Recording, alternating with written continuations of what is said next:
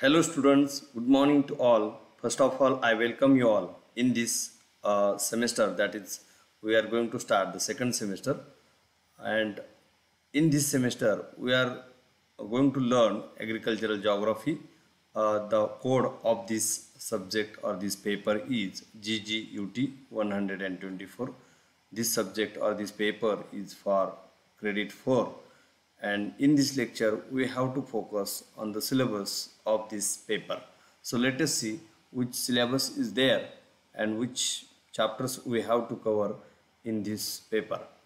First topic or first chapter is Introduction to Agricultural Geography, and in this chapter we have to cover the subtopics, that is what is meant by agricultural geography or definition of the same, nature, scope and significance, and next point is approaches, means how or by which way we are going to learn this subject or how we can learn this paper.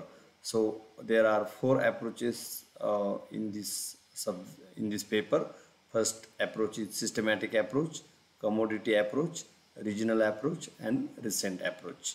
And the last point in this chapter we have to cover recent trends in agriculture geography. So what about the second chapter? Second chapter is significance of agriculture, and the subtopics are significance of agriculture in world.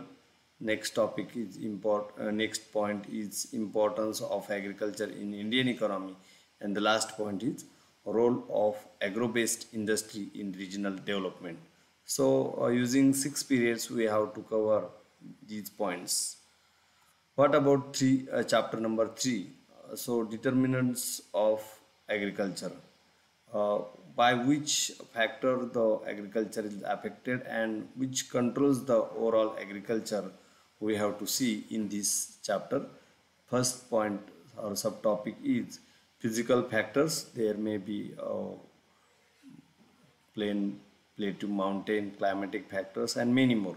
So which physical factors are there, we have to see. Economic factors are also there, social factors are also there, and the last point we have to cover technological factors. Using 10 periods we have to cover this chapter. Fourth chapter is agricultural regionalization.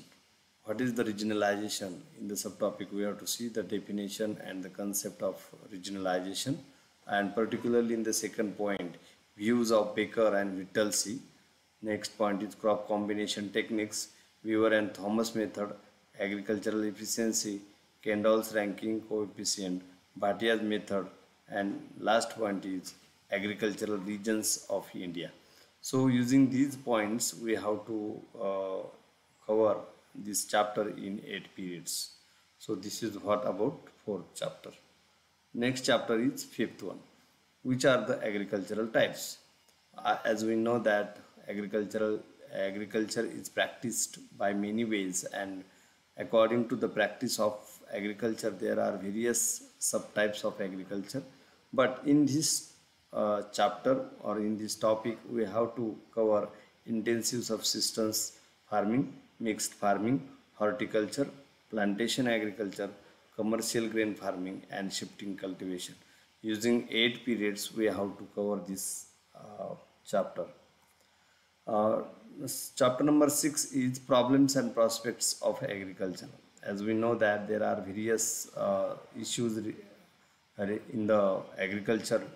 Day by day it become difficult that to do the practice of agriculture and to get the earning or yield from the agricultural field, and that's why what problems are there, and is if there is a problem, is there is a prospect to the agriculture or not, particularly with reference to India, we have to see.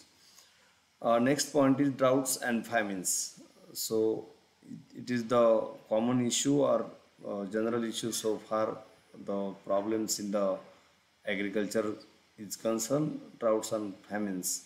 Most of the Indian peninsula experience these problems, and so we have to see these problems even. And the next point is the role of irrigation in agricultural development. To overcome these droughts and famines, we have started to develop the road irrigation facilities in the part of India, and that's why we have to see what is the role of irrigation in agricultural development. And the last one is agricultural productivity in India. As we know that there are various factors which affect on the overall agriculture, and that's why the productivity get varied. So according to that, how is the agricultural productivity in India? We have to see. Using 5 periods, we have to cover this topic. Seventh chapter is sustainable agricultural development in India. As we know that no any business, no any occupation, or no any field is secure, and at the same time, if we want to sustain it to the agriculture, then we have to do the practice of agriculture in a different way or in a different manner. So by which way we can do the sustainable development of agriculture, particularly in India, we have to see. So first point we have to cover in this topic is wasteland management. As we know that there are various barren lands which can't produce any type of crop, fodder and fruits or whatever plants cannot grow over there. So wasteland management is done by various ways or can be possible by various ways using new techniques and methods. So we have to cover this point in this topic. Organic farming concept, crop rotation, group farming, pest and weed management, agroforestry and agrotourism. These all points we have to cover so far the sustainable agricultural development in India. For this we have to use 7 periods. Next one is characteristics of Indian agriculture. As we know that everywhere there is a variety of crops, foods, fruits, flowers, food grains and many more. So what is the characteristics and how they are varied in India we have to see. Particularly in this chapter we have to cover green revolution in India, problems associated with Indian agriculture. Next point is national agricultural policy, and the last one is recent changes in Indian agriculture. For this we have to use 6 chapters, and these all are references which are useful to refer uh, for the study of agricultural geography. I am not reading the names of all these books, but this one is a list provided to you to refer the books. Um, Although there are a number of books in the agricultural geography, but most of the books are very means rare, and it is not possible to get uh, in the library. You can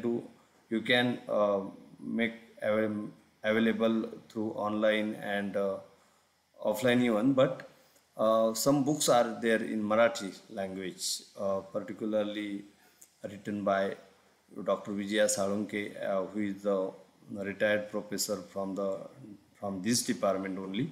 So you can refer uh, that book to make easy to understand the agricultural geography.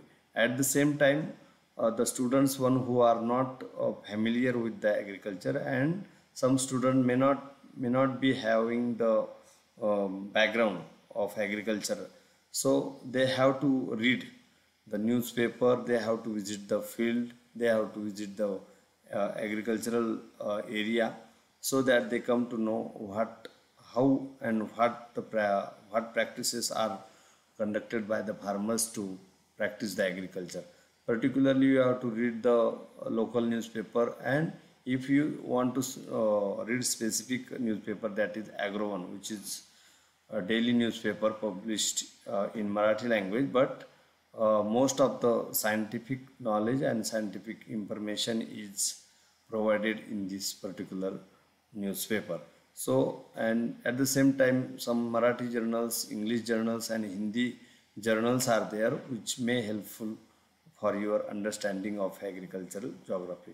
So, this is all about the syllabus of the agricultural geography. today we stop here. Thank you. Thank you very much.